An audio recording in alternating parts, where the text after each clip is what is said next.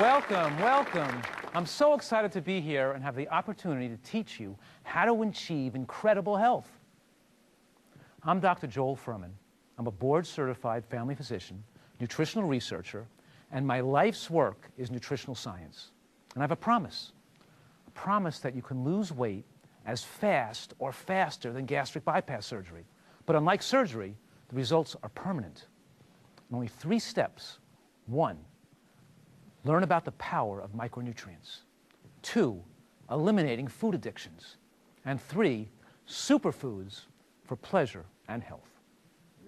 So look, what is incredible health? Let's describe it, okay? Incredible health means living your life into your later years, feeling great, being healthy, not being medically dependent, being able to walk and be mobile and not being in pain, be able to wake up every day excited about life, not going into doctors with emergencies, not having your full mental faculties intact, right? And your full physical powers that you had when you were young. We're talking about not having heart attacks and not having strokes, not getting demented, right? How many of you would like a promise that you don't have to have a heart attack when you get older? That you don't have to have a stroke? That you don't have to get demented? I don't know about you, but I don't want to be running for a bus worried about having a heart attack. I want to know that I can't have a heart attack. Am I making some incredible radical claim? Is this incredible? Am I just a total crazy guy, you know, saying that people can, isn't heart disease, isn't just the inevitable consequence of aging? Don't we just all get it as we get older? Well, you know what? Almost every person in America gets it as they get older.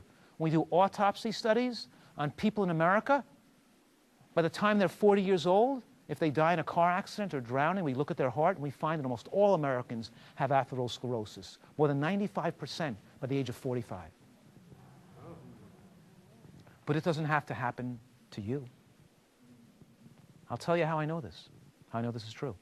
Number one, there are what's called epidemiologic studies where they look at populations from around the world. And they find, first they look at primitive populations, eating simple, natural diets where people don't have heart disease. Then there are studies done where we study 100,000 rural Chinese who live in rural areas, who grow a lot of their own food and eat natural diets, and they haven't found one heart attack in that group. And look at the Framingham study done in Boston, where they followed people in this country, in New England, followed them, thousands of people, followed for 40 years. And what they find? That people who had an ideal weight, who didn't smoke, whose cholesterol was below 150 with a favorable cholesterol, they didn't have heart disease. Not one heart attack death was recorded for that group who had those favorable risk factors. I can say this as a physician. I've been in practice for 20 years, and I see patients every single day with advanced heart disease, people who've had heart attacks in their past. And you know what? These people get well, their chest pains go away, they lose the weight, their blood pressure comes back to normal, and they don't have heart disease anymore. Charlotte weighed 260 pounds. She lost 130 pounds. Now she weighs 130. That's a loss of half her body weight.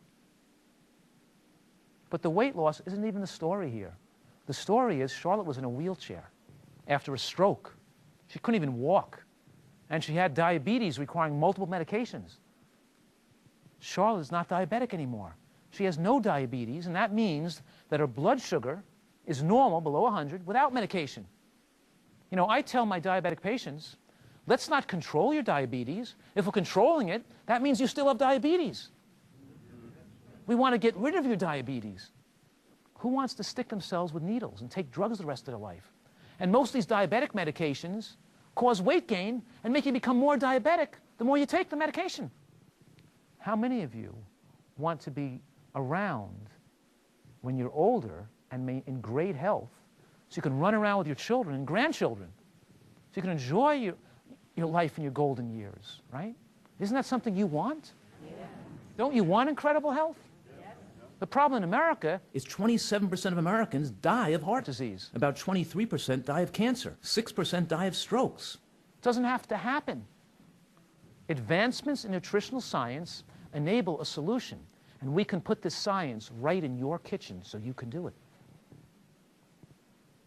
Let me explain to you some of the science here and how this works. all right? A little bit about nutrients, because there are two types of nutrients. There's macronutrients and micronutrients. Now, macro means big, and macronutrients are those big nutrients, the ones that contain calories, fat, carbohydrate, and protein. You guys have heard of that, right? Yeah. Fat, carbohydrate, protein. Those are the things Americans eat too much of, too many calories.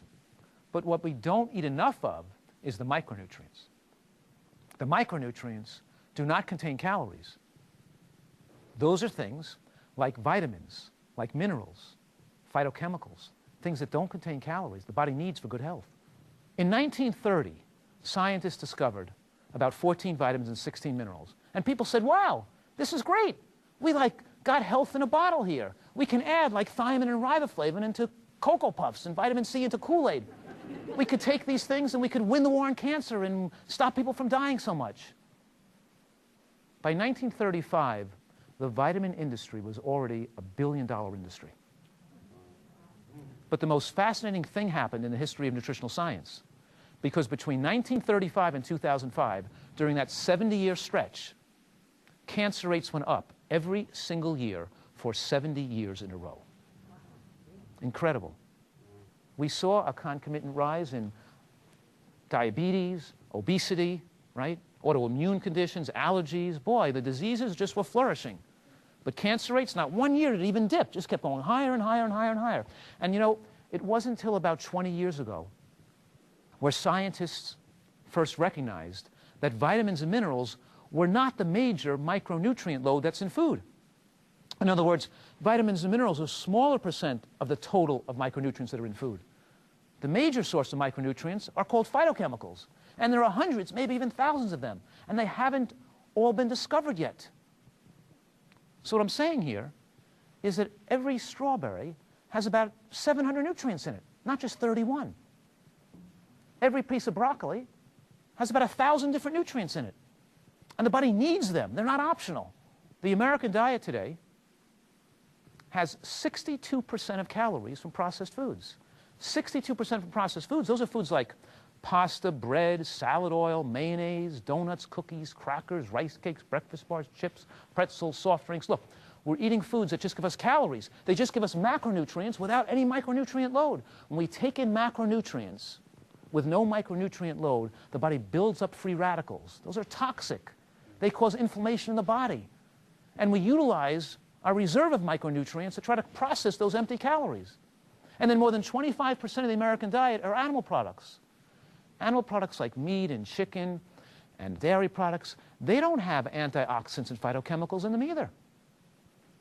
Only 10% of what Americans consume are produce like fruits and vegetables. Half of that is white potato products, counted in the 10%.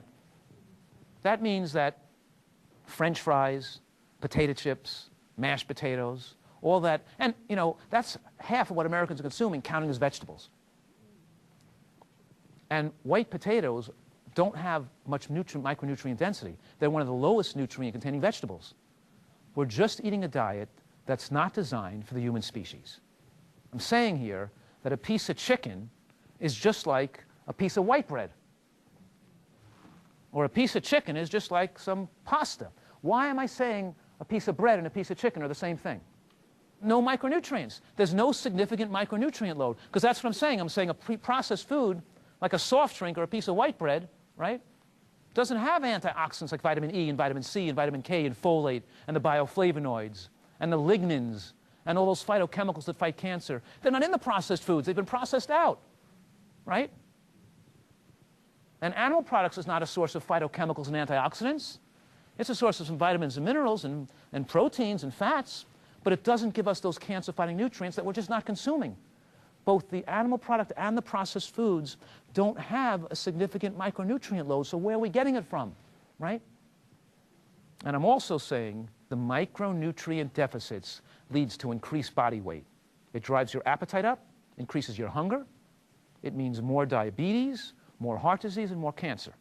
The extra fat on your body drives diseases like cancer and heart disease. You want to live disease-free? You want to live longer? You want to sleep better? You want to be happier? You want to have more energy? You want to enjoy your life more? You want to maintain your fitness? You want to stop this idea of looking for a diet, right? you have to understand the secret power of micronutrients and how micronutrients take away your hunger, your desire to overeat, and they help the fat melt off your body. Consider this equation, H equals N over C, my health equation, right? Nutritional scientists all over the world are using H equals N over C, where H, health, means your healthy life expectancy. Not just how long you're going to live, but the quality of your life in your later years. And that's predicted now by N over C, N divided by C, the micronutrient per calorie density of your diet. That means how long you're going to live and the quality of your life in your later years is proportional to how many foods you can consume that have a high micronutrient load. You want them to have high micronutrients per calorie. And the more foods you consume that have lots of micronutrients per calorie, the more it suppresses your appetite, lessens your hunger, and makes you feel great. Let's look at this nutrient density line. Because what I did is I added up the vitamins and minerals, the phytochemicals, those powerful anti-cancer substances that we find in foods like mushrooms and onions and berries. Well, I added up those nutrients and put it together, and so had some negatives of things that are bad for you, and added some negative factors, so I could score food on a nutrient density line. And you could see by looking at my nutrient density line what foods have the highest level of micronutrients, so you know what foods I want you to eat more of. I want you to try to eat a lot of those foods, okay? So I'm saying here that when it comes to green vegetables don't have twice as much nutrients as, let's say, a piece of bread or a piece of chicken. They don't have 10 times as much. They have 100 times more micronutrients than those foods do. 100 times as much. You getting this? You got to get this, because your life depends on it.